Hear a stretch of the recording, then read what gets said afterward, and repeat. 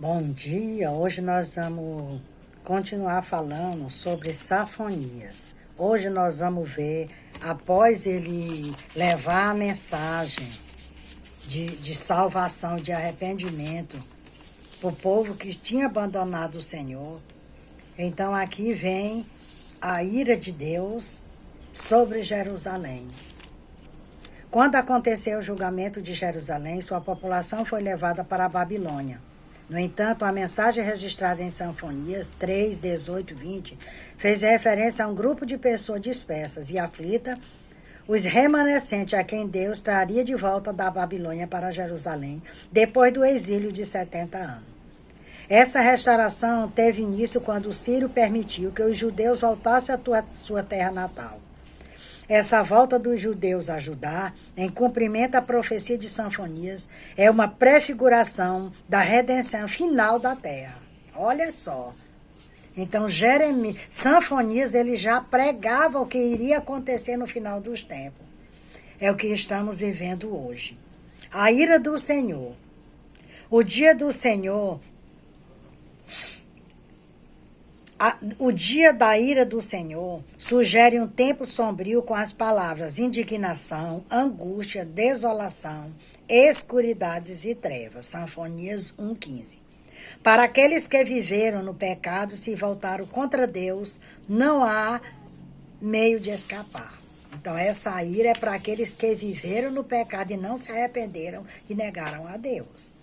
Mas esse dia terrível também extinguirá a maldade sobre a terra e também a indiferença daqueles que pensam que Deus permanece alheio às mazelas do ser humano.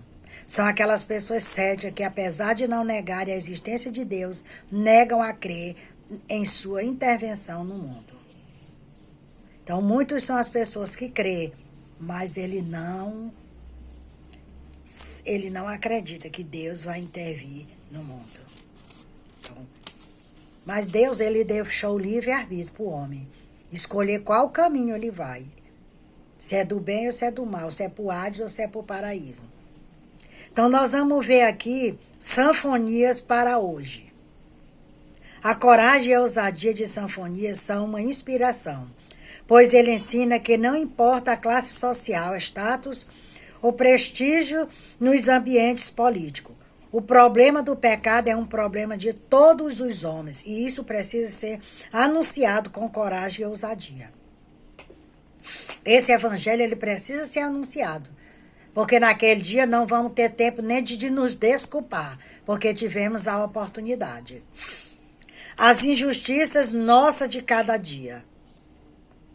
Apesar de Judá ter se afastado de Deus e por isso sofreu duras consequência, esse afastamento também trouxe insensibilidade e corrupção entre o próprio povo.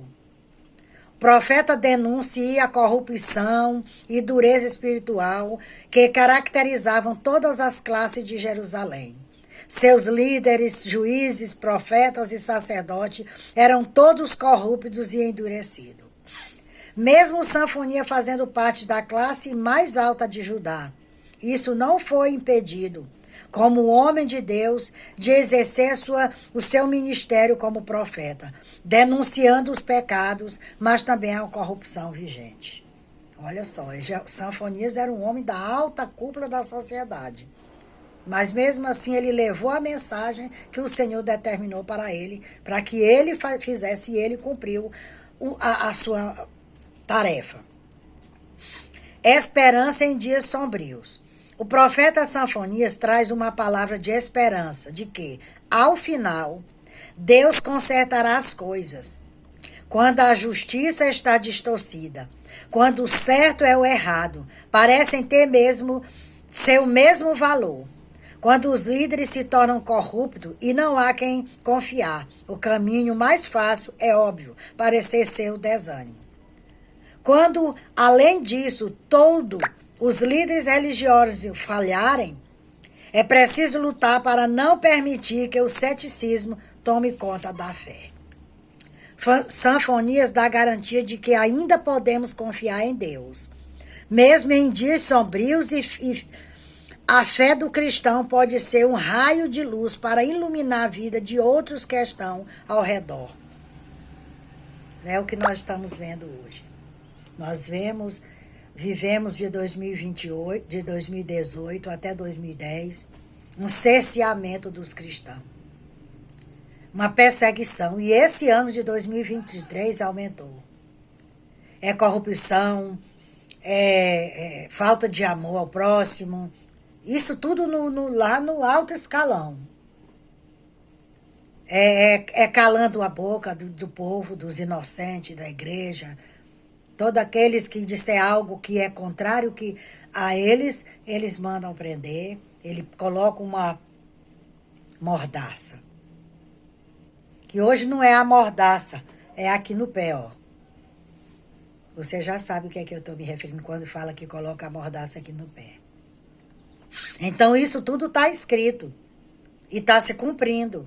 Cabe a nós, como servo do Senhor, buscar esse Deus em constante oração, intercedendo pelas nações, pelo nosso país, intercedendo pelos profetas que estão aí sofrendo nos campos, semeando a semente do Evangelho. Confiança nas promessas. O profeta Sanfonias pretendia incentivar os seguidores fiéis do Senhor, assegurando-lhes que Deus conservaria o remanescente e, no fim, cumpriria as promessas feitas aos antepassados. Essa certeza deveria ajudá-los a perseverar em tempos difíceis e enxergar com grande expectativa o período em que se seguia ao juízo iminente. Haverá purificação e regozijo, ou seja, uma restauração completa com bênção para os habitantes daquela cidade. Eu digo desta nação, deste povo. Haverá uma restauração completa com bênção para os habitantes desta nação, deste século XXI. Para aqueles que se arrependerem e se voltarem para Cristo. Como o próprio texto falou lá atrás. Que aquele que se consertar diante do Senhor, servir ao Senhor, vai desfrutar de tudo o que a palavra que o Senhor Jesus Cristo nos prometeu. Essa promessa ela vem lá de Gênesis. Depois que passou o primeiro o dilúvio, ele prometeu e ele está cumprindo.